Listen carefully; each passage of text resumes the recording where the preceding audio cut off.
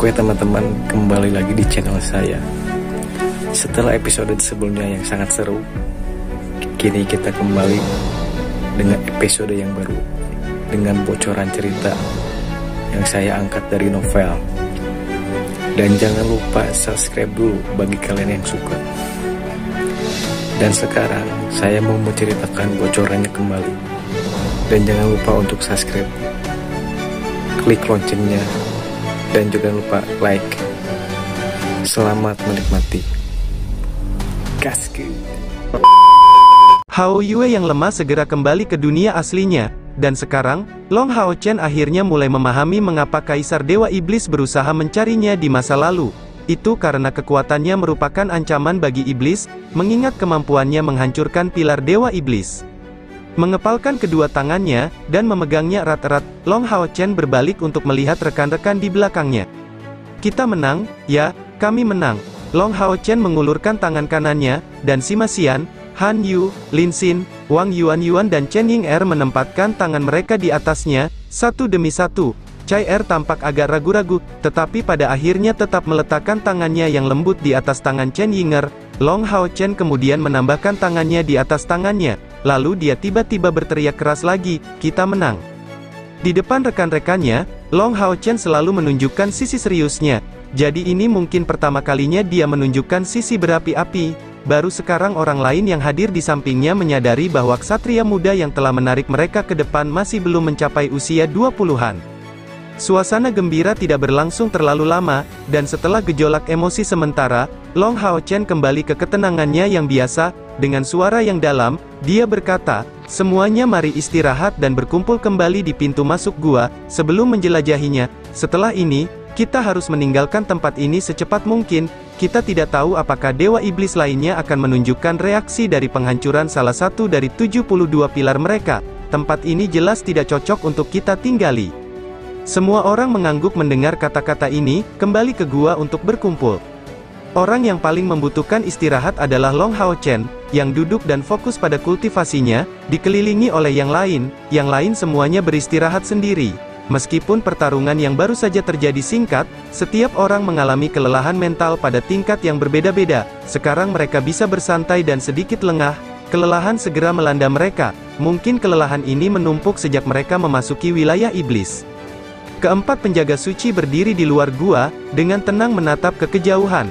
Pada saat ini, karena turunnya Dewi Cahaya dan hancurnya pilar Dewa Iblis, udara di rawa kesuraman tampak bersih dan mendapat udara segar. Setidaknya sejauh mata memandang, kabut beracun menyebar, dan dalam lingkup ini, udara membawa sedikit rasa segar sinar matahari.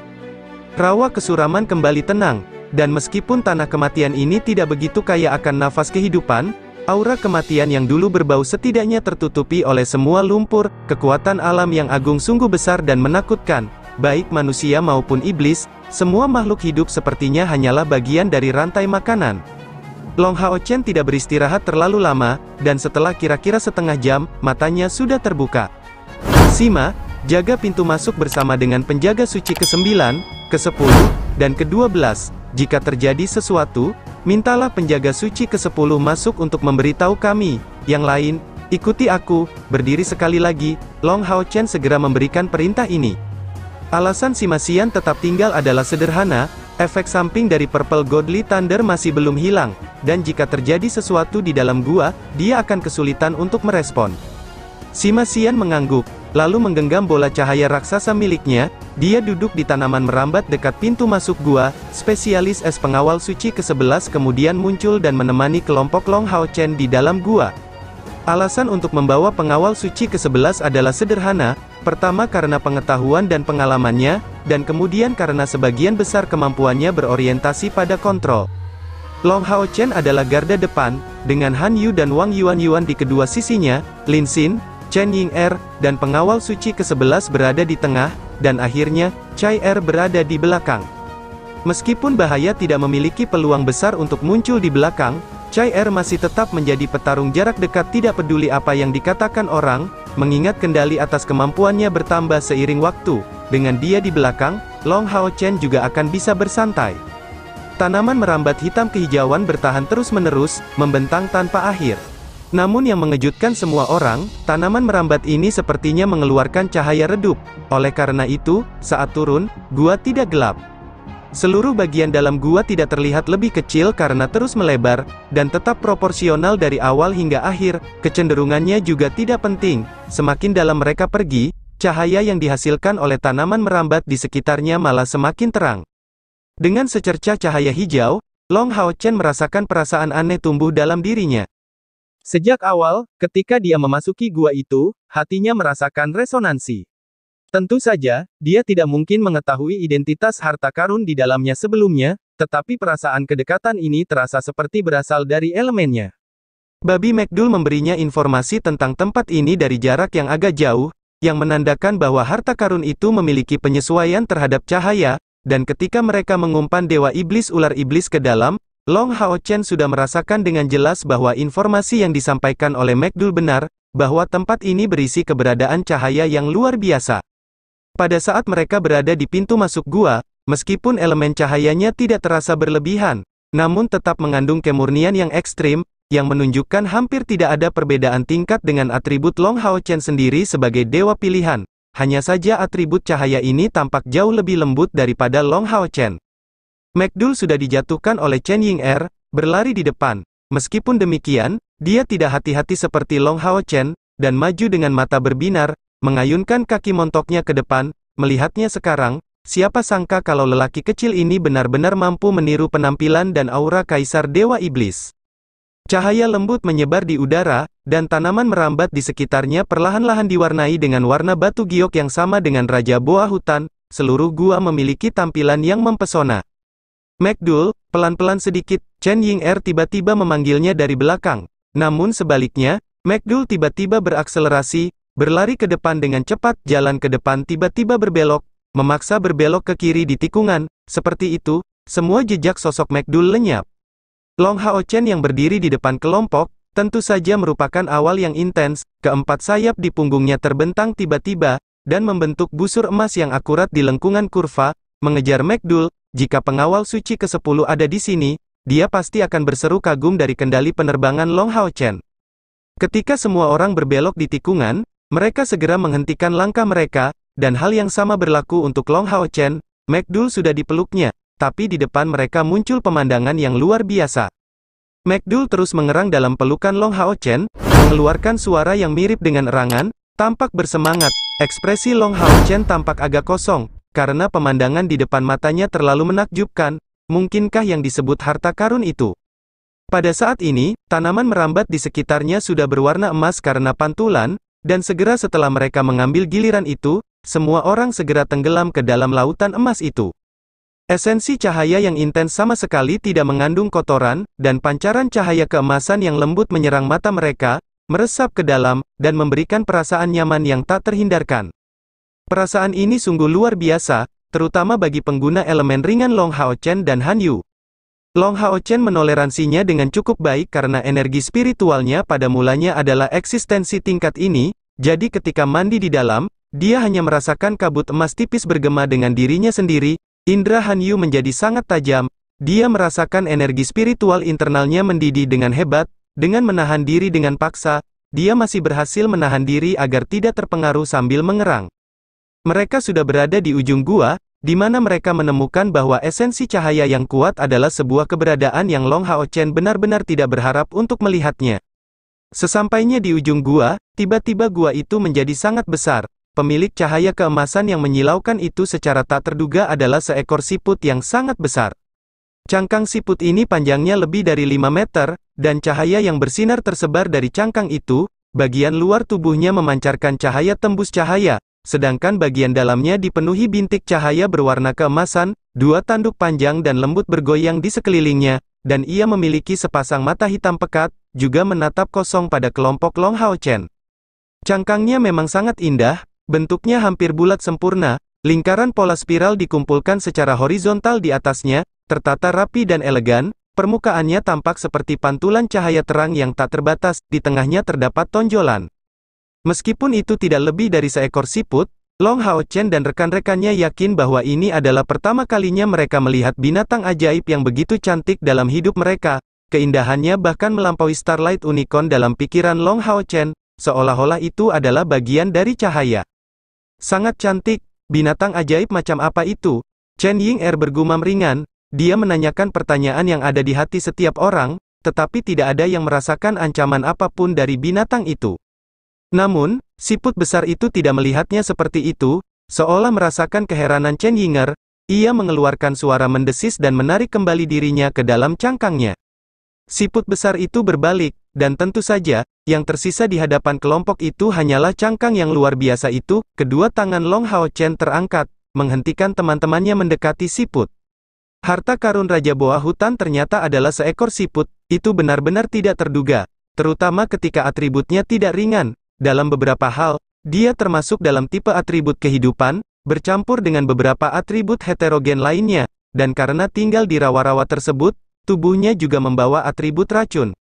Namun siput di depan mata mereka memiliki atribut ringan. Dilihat dari kegugupannya, ia bukanlah teman baik Raja Boa Hutan, apalagi kekasihnya.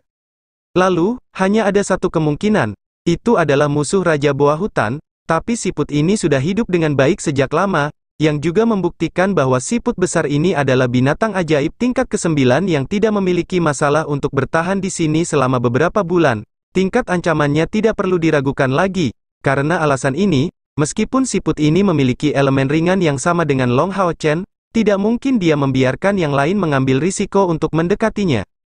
Pengawal suci ke-11, apakah kamu mengenali binatang ajaib ini? Long Hao Chen bertanya. Api biru di mata pengawal suci ke-11, mulai berdenyut saat dia merenung. Sepertinya ada sesuatu yang terlintas di benaknya, tapi sepertinya dia tidak begitu yakin. Jangan khawatir, tidak apa-apa meskipun itu hanya tebakan. Long Hao Chen mencoba menyemangatinya. Di negeri kematian ini, mereka telah bertemu dengan boa hutan yang telah punah dan binatang ajaib antik lainnya seperti Sauscats. Siput besar ini kemungkinan besar adalah jenis binatang ajaib lain dari zaman kuno. Tetapi tidak ada seorang pun yang mengetahui informasi tentangnya, sehingga tidak berani mendekatinya dengan gegabah.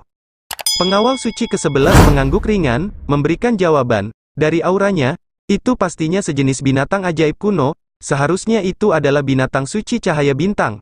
Tapi aku tidak tahu banyak tentang mereka. Pengawal ke-9 mungkin tahu sedikit tentang itu. Mendengar nada hormatnya terhadap pengawal suci ke-9, Long Hao Chen tampak tergerak. Ke-11, mengapa meskipun kalian adalah sesama penjaga suci, kalian bertiga begitu menghormati ke-9, seolah-olah Anda tidak memiliki status yang sama. Pengawal suci ke-11 terkejut, namun masih memberikan jawaban atas interogasi Long Hao Chen. Status kami tidak sama, guru hanya memiliki 9 penjaga suci yang mengikutinya untuk waktu yang lama, semuanya adalah elit dari generasi mereka, dikalahkan dalam pertempuran oleh guru, yang ke-10, ke-12, dan aku adalah pelayan yang diterima olehnya. Dibandingkan dengan pengawal suci ke-9, kami sangat berbeda, baik dalam kekuatan maupun pengetahuan. Long Hao Chen memiliki sedikit pemahaman, jadi sebenarnya seperti itu. Pengawal suci ke-9 memang jauh lebih kuat dari 3 penjaga suci lainnya. Pada saat yang sama, dia mulai menjadi lebih berharap terhadap menara keabadian. Dengan bantuan yang mereka dapatkan dari 4 penjaga suci agung ini, kekuatan tim mereka secara keseluruhan hampir 2 kali lipat. Jika memungkinkan baginya untuk mendapatkan tambahan dari 12 penjaga suci, pemandangan seperti apa yang akan terjadi. Pada saat itu, dia pasti telah mencapai langkah ke-9. Jika hal yang sama terjadi pada para penjaga suci, maka Dewa Iblis rata-rata pun tidak akan menjadi masalah bagi mereka. Namun, Long Hao Chen juga memikirkan kembali kata-kata Ye Xiaolei kepadanya. Bagaimanapun juga, dia tidak bisa memasuki lantai terakhir menara keabadian. Kalau tidak, dia akan dikendalikan oleh degenerasi jahat dari Slumbering Calamity Elux. Tolong bawa pengawal suci ke-9 ke sini, sehingga kita bisa melihat apakah dia mengenal binatang ajaib ini. Sekarang jelas bukan waktunya memikirkan menara keabadian. Long Hao Chen malah segera memanggil pengawal suci ke-9 ke sini, untuk melihat apakah dia punya gambaran tentang binatang ajaib seperti apa siput itu. Secara keseluruhan, gua itu tidak terlalu dalam.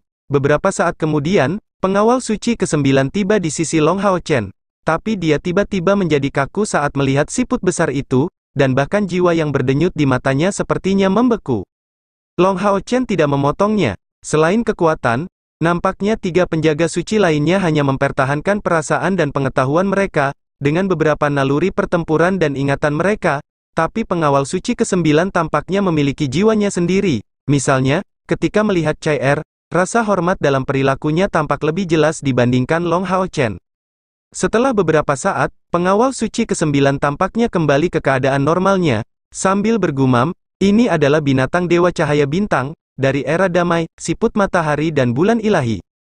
Mendengar tentang keakrabannya terhadap binatang ajaib semacam ini, semangat Long Hao Chen bangkit. Binatang ajaib macam apa yang merupakan siput matahari dan bulan ilahi?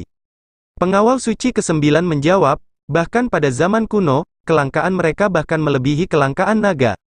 Untuk berbicara tentang siput ilahi matahari dan bulan, saya harus menyebutkan binatang ajaib cahaya bintang terlebih dahulu. Mereka adalah sejenis binatang ajaib yang sangat kuat dari masa ini, semuanya memiliki atribut cahaya.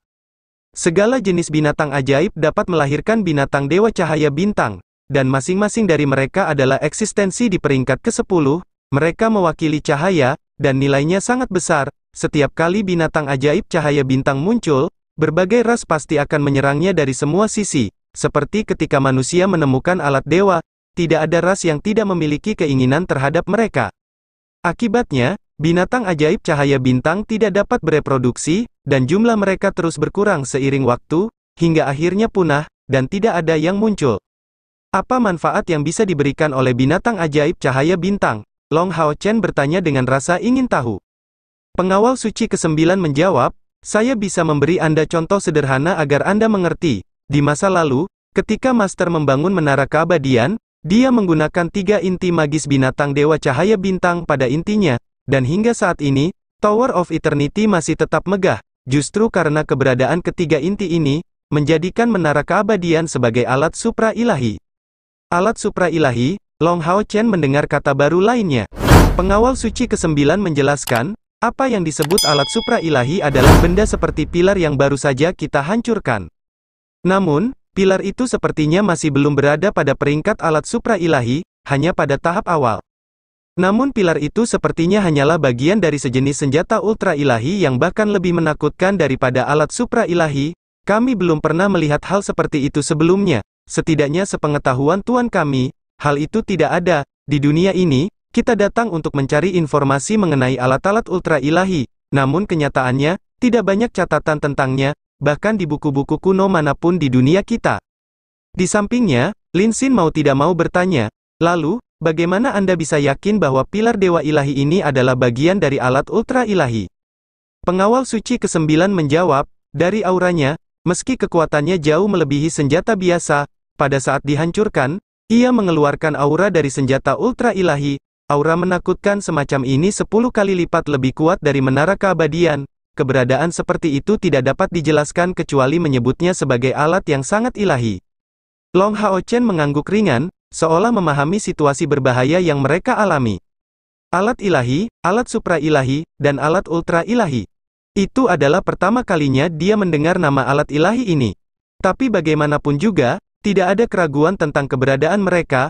Bukankah menara keabadian merupakan alat supra ilahi, yang tidak pernah ketinggalan untuk membuat mereka kagum dengan misterinya, dan kemungkinan besar 72 pilar dewa iblis itu adalah bagian dari alat ultra ilahi, jadi tidak mengherankan jika selama 6000 tahun terakhir, tidak ada manusia yang mampu menghancurkannya. Tapi karena memang begitu, bagaimana Hao Yue bisa melakukannya? Untuk sesaat, pikiran Long Hao Chen sepertinya kacau balau, seolah-olah dia sudah menebak, tapi tanpa apapun yang bisa mengkonfirmasi atau membuktikan pemikirannya. Apalagi hipotesisnya juga belum lengkap dan masih penuh celah. Pengawal suci ke-9 melanjutkan, binatang surgawi cahaya bintang untuk beberapa waktu juga keberadaannya memiliki tingkat yang sama. Dan di antara alat dewa yang diwarisi dari zaman kuno, setidaknya 9 dari 10 alat yang memiliki atribut cahaya, terkait dengan binatang dewa cahaya bintang. Mayoritas monster dewa cahaya bintang memiliki kemampuan bertarung yang hebat, jadi membunuh mereka untuk mendapatkan keuntungan dari sumber dayanya pasti membutuhkan biaya yang besar. Dan di antara semua jenis binatang dewa cahaya bintang, yang paling sulit dihadapi adalah jenis yang luar biasa, karena ia tidak memiliki kekuatan menyerang, ia tidak dapat melukai musuhnya, dan akan melarikan diri begitu saja jika musuh sudah kehabisan tenaga. Siput surgawi cahaya bintang di depan mata kita adalah jenis binatang surgawi cahaya bintang, binatang ajaib tangguh yang hampir tak tertandingi dalam pertahanannya. Dan karena ia tidak dapat menyerang, di antara binatang Dewa Cahaya Bintang, ia dikenal sebagai binatang yang damai. Han Yu mengajukan pertanyaan, ia tidak bisa menyerang, lalu tidak bisakah kita menangkapnya, lalu memikirkan cara untuk menanganinya, cepat atau lambat, hal ini akan menunjukkan adanya kesenjangan. Pengawal suci ke-9 menggelengkan kepalanya, menjawab, pertahanan siput matahari dan bulan adalah alasan mengapa ia dipuji sebagai sisa yang abadi. Tidak hanya memblokir sebagian besar serangan, hal ini juga dapat meniadakan efek negatif apapun. Dalam sejarah zaman dahulu, siput matahari dan bulan konon muncul 3 kali, namun hanya 1 kali dibunuh. Saat itu, ia menghadapi alat supra ilahi yang berspesialisasi dalam serangan, dan tidak dapat menggunakan pertahanan puncaknya sejak awal pertempuran, karena diserang secara tiba-tiba, dan itulah satu-satunya saat siput matahari dan bulan mati. Dan setelah memakan daging siput matahari dan bulan, yang maha kuasa memerintah dunia selama 1000 tahun, itu adalah seekor naga, yang menjadi naga ilahi raksasa setelah memakan siput matahari dan bulan ilahi. Tapi tahukah Anda bagaimana kekuasaannya akhirnya berakhir?